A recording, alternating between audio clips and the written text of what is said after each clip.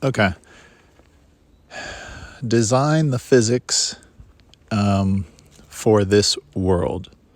You're on a world that is moving north at a very high velocity. You are in a fluid that is moving north at very high velocity.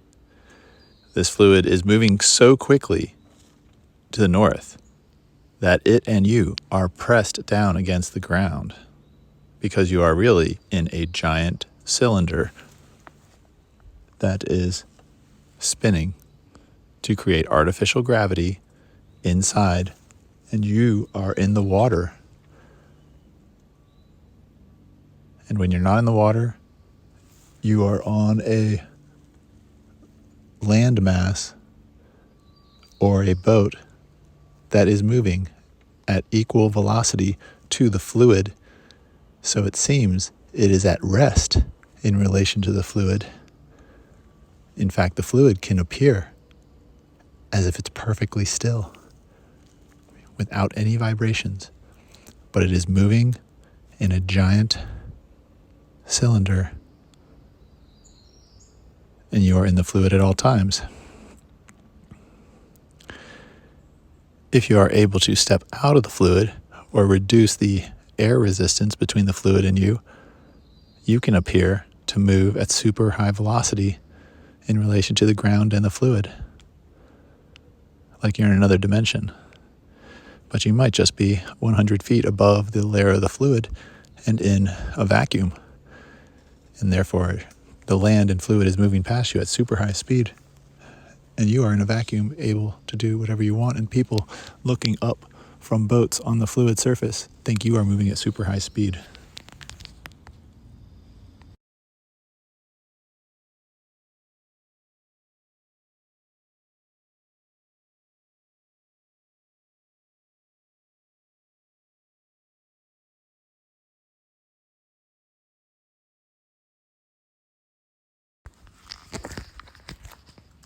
Okay.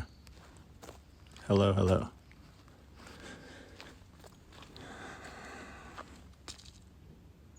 Are UFOs real?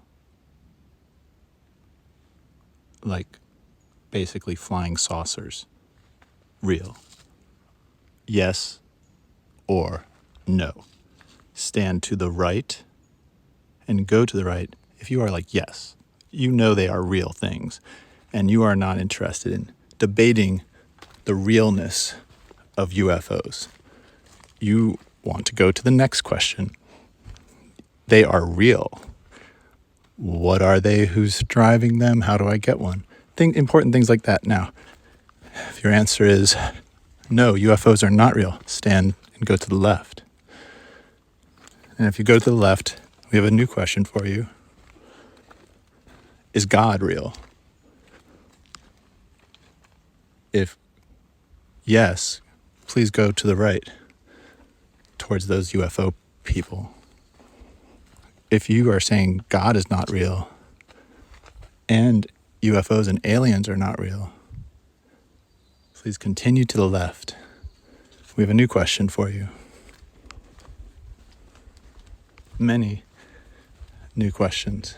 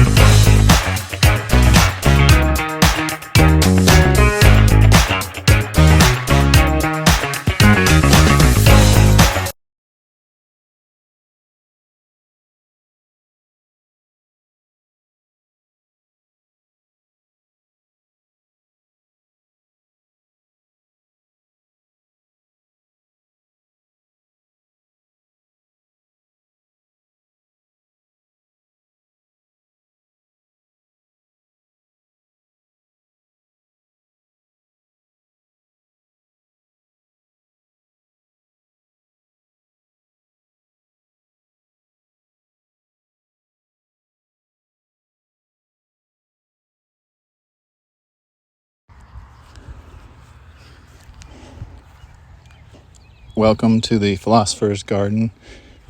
This garden is not particularly safe for adults and or children who... Okay, well, this is for people with an open mind and who want to find the truth. If that's not you, then this is not going to feel safe. Please turn around now. If you want to find the truth, just go ahead and enter. It's recommended that you enter in a group of friends. And this is like friends who are tolerant of one another's beliefs. And recommended groups of 12 or more. Okay, but if you're entering with less, so be it. Okay, first entryway is at the south part of the Ready Athletics field picture that you're looking at. So if you consent to enter the meditation garden and you want to try to find the truth and be honest with yourself and be compassionate towards others in their own process of learning, please enter. Okay. And now go straight if you do not believe in God or aliens, and take one of the other paths if you do believe in God or aliens, and those will branch off into many variations. You're taking the path of not believing in God or aliens. Please just carry on forward. Eventually, we will all meet up with the alien and God believers. Alien and God believers, if you could just tell us all where your top 3 possible locations and activities of aliens and gods in 1870 to 1880 during the events of that time, particularly, what were they doing? Were they eating? Were they at war? Were they not here? Were they not paying attention? What were the gods and aliens doing? Or were they just sitting there watching? Or were they intervening? Just go ahead and choose your answer, okay? And then we populate the surrounding area with gods and aliens watching the game, doing that thing. And then we have the players, okay. You each get the powers of, we will say Superman or Supergirl. And you're sitting in a bar. Okay, you're on a boat. You're on a boat outside of Port Townsend Dock, all right.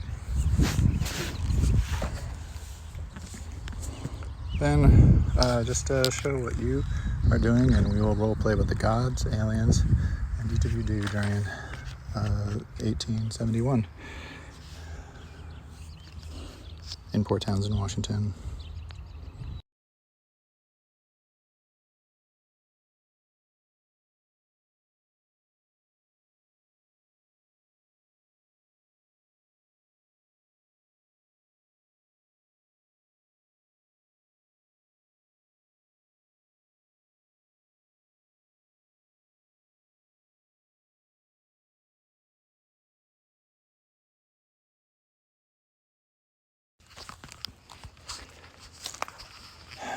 For too long in human history, everyone who believes God is real has been cut off culturally from those who do not believe God is real. They have not been talking to each other and not been communicating and learning together because one believed God was real and one did not. Now also, a similar thing has happened when it comes to aliens. There are people who believe aliens are real and on Earth, and there are those that do not. And these two groups don't talk about aliens with each other because there's no point. Once you're past the age of,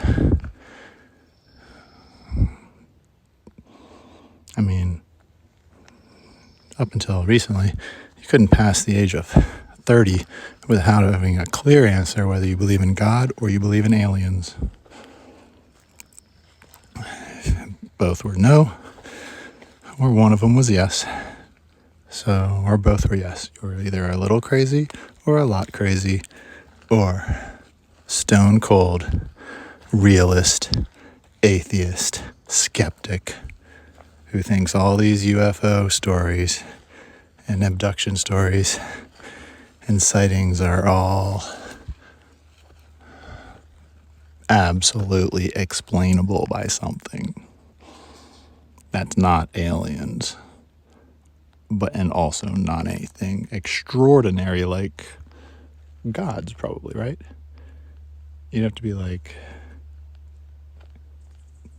I mean, if you don't believe in aliens, do you think, and you do believe in gods, what is your belief about UFOs? Do you believe those could be gods? Because then I think you and the alien believers all should just like sit together, don't you think? And get to know each other. You haven't talked to each other in thousands of years. And so you haven't been able to collaborate. If all this time you God believers really were believing in aliens, we would have all talked to you a long time ago. We would have really said, tell us about these aliens with superpowers. I can believe that. It was your Bible God thing I couldn't believe. But now we're talking the same way. Let's all get together.